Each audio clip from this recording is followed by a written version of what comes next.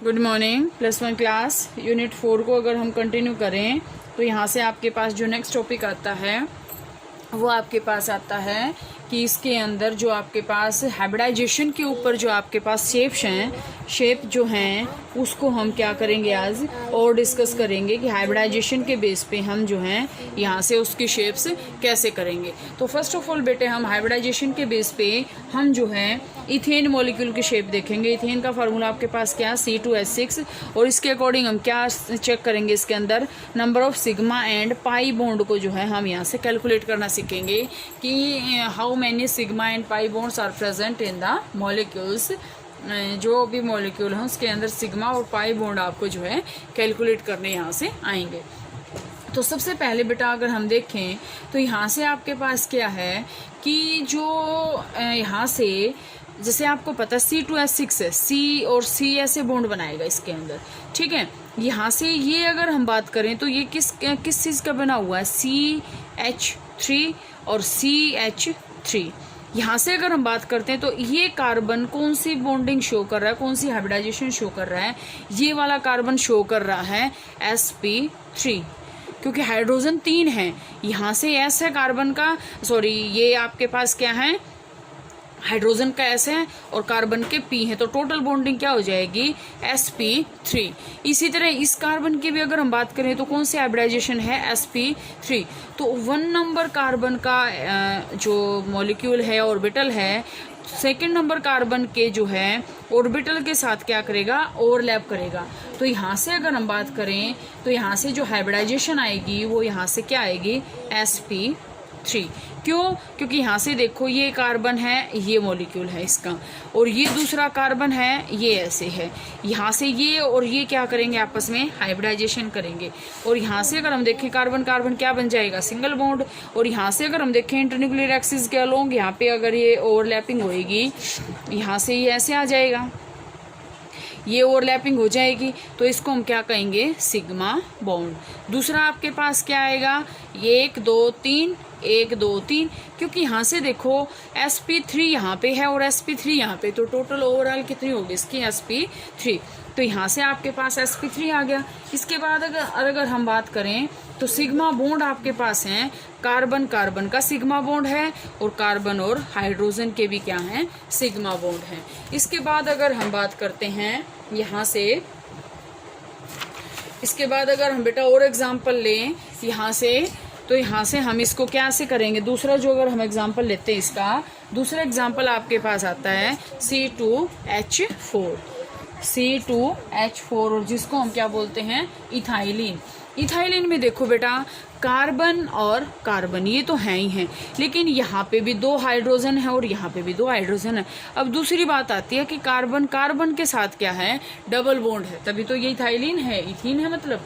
तो यहाँ से आपके पास जो बॉन्डिंग आएगी वो यहाँ से आपके पास बॉन्डिंग क्या आएगी, sp2, क्योंकि कार्बन ने तो जो है हाइब्रिडाइजेशन तो 2 के साथ ही कर रखी। यहाँ पे ये तो क्या है, डबल बॉन्ड है सिग्मा, और एक क्या बनेगा, पाई बॉन्ड बनेगा इसके अंदर, ठीक है। एक सिग्मा बॉन्ड बनेगा और दूसरा आपके पास क्या बनेगा, पाई बॉन्ड बनेगा, ठीक है। दूसरा आपके पास यहाँ से क्या आएगा बेटे, इसके अंदर सिग्मा और कार्बन कार्बन के क्या हैं, देखो ध्यान से कि अगर हम बात करते हैं इसमें कार्बन और कार्बन का एक तो यहाँ से सिग्मा बॉन्ड है और दूसरा जो है कार्बन कार्बन डबल बॉन्ड है, तो वो क्या आपके पास पाई बॉन्ड है, ठीक है।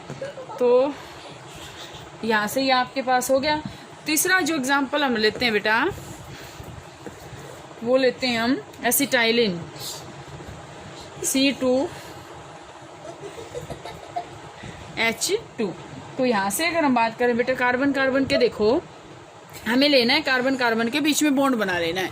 कार्बन कार्बन के बीच में अगर बॉन्डिंग होगी तो यहाँ से ये हो गया। अब यहाँ से अगर हम देखते हैं एक हाइड्रोजन यहाँ है और दूसरा हाइड्रोजन यहाँ है, लेकिन कार्बन कार्बन के बीच में क्या है, ट्रिपल बॉन्ड है। तो यहाँ से अगर हम हाइब्रिडाइजेशन देखें तो सिर्फ कार्बन ने क्या है, लीनियर हाइब्रिडाइजेशन तो इसके साथ कर रखी है। अब ये तो जो 2 बॉन्डिंग आएंगी, ये तो बॉन्डिंग आएंगी आपके पास क्या से, जो आपके पास जो एक्सियल जो ओवरलैपिंग बताई थी मैंने, ये साइडवेज ओवरलैपिंग जो बताई थी, पाई बॉन्ड ये आएंगे, सिग्मा बॉन्ड ये आएगा। तो यहाँ से हाइब्रिडाइजेशन क्या आएगी, sp, और सिग्मा बॉन्ड क्या आएगा, कार्बन कार्बन का और कार्बन हाइड्रोजन का, और पाई बॉन्ड क्या आएगा, कार्बन और कार्बन का। तो यहाँ से आपके पास क्या आएगा, कार्बन कार्बन का पाई बॉन्ड आएगा, और कार्बन कार्बन और कार्बन हाइड्रोजन का क्या आएगा, सिग्मा बॉन्ड आएगा। इसके बाद बेटा अगर हम बात करते हैं शेप ऑफ अमोनिया, शेप भी बता सकते हैं, और जो है हम इनकी ये जो आपके पास है लीनियरिटी है या फिर जो है ट्राइगोनल बाई पिरामिडल, हम वेस्पर थ्योरी के बेस पे भी इसकी शेप आएंगी। तो हम NH3 की अगर हम बात करते हैं तो NH3 में देखो, अगर हम बात करें तो नाइट्रोजन की अगर हम ग्राउंड स्टेट कॉन्फ़िगरेशन देखें तो क्या आएगी बेटा, 1s2, 2s2 और 2p3, और 2p3 में आपके पास क्या है, 2px1, 2py1 एंड 2pz1, यही है। दूसरा आपके पास क्या है बेटा कि यहाँ से आपके पास क्या आएगा कि नाइट्रोजन एटम जो है यहाँ से आएगा ट्रायंगुलर शेप में आ जाएगा, सिमेट्रिकल आएगा और नॉन पोलर आएगा। हम ऐसा ही सोचेंगे लेकिन ऐसा नहीं होता। क्यों? क्योंकि यहाँ से ये क्या है, अनसिमेट्रिकल इसकी क्या आएगी, ज्योमेट्री आएगी, अनसिमेट्रिकल आएगी और पिरामिडल आएगी, और ये जो है इसका डाइपोल मोमेंट जो है वो बहुत ही हाई होता है, डाइपोल मोमेंट हाई होता है, डाइपोल मोमेंट हाई होता है। ठीक है, तो यहाँ से अगर हम बात करते हैं बेटा इसकी शेप की, तो यहाँ से इसकी शेप जो है, हम यहाँ से ये हमने नाइट्रोजन ले लिया, ठीक है, एक हाइड्रोजन यहाँ है, एक हाइड्रोजन यहाँ है और एक हाइड्रोजन यहाँ है। दूसरा अगर हम इसमें बात करते हैं तो यहाँ पे क्या होते हैं बेटा, ये लोन पेयर्स होते हैं। ठीक है, तो यहाँ से अगर हम शेप देखें, इसकी जो शेप है या फिर अगर हम टाइप ऑफ हाइब्रिडाइजेशन देखें तो आपके पास क्या आएगी, sp3, और सिग्मा बॉन्ड आपके पास क्या आएंगे, सारे सिग्मा ही है, पाई बॉन्ड कोई भी नहीं है। तो आपके पास क्या है, नाइट्रोजन और हाइड्रोजन के क्या आएंगे, सिग्मा बॉन्ड जो हैं आ जाएंगे। ठीक है, तो सिग्मा बॉन्ड आ गए और टाइप ऑफ हाइब्रिडाइजेशन आ गई, और शेप इसकी क्या होगी, ट्राइगोनल पिरामिडल, इसमें पिरामिड ही बन रहा है एक। ठीक है, ट्राइगोनल पिरामिडल, ठीक है, ट्राइगोनल पिरामिडल। तीसरी शेप, और अगर हम शेप देखें बेटा इसके अंदर या फिर हम हाइब्रिडाइजेशन के बेस पे देखें तो हम लेते हैं वाटर का मॉलिक्यूल। वाटर मॉलिक्यूल के अंदर देखें हम क्या करेंगे, यहाँ से अगर हम देखें तो आपके पास शेप यहाँ से ऐसे होती है बेटा, ये ऑक्सीजन, एक लोन पेयर यहाँ है, एक लोन पेयर यहाँ है, और एक हाइड्रोजन मॉलिक्यूल यहाँ है और एक हाइड्रोजन मॉलिक्यूल यहाँ है। तो इसकी शेप आएगी बेटा, यहाँ से इसकी शेप आएगी वी शेप की। वेस्पर थ्योरी के उस पर डिपेंड करती है, वेस्पर थ्योरी के बेस पे आपके पास शेप आएगी वी शेप। और जो हाइब्रिडाइजेशन आएगी वो आपके पास आएगी यहाँ से sp3, sp3 हाइब्रिडाइजेशन आएगी।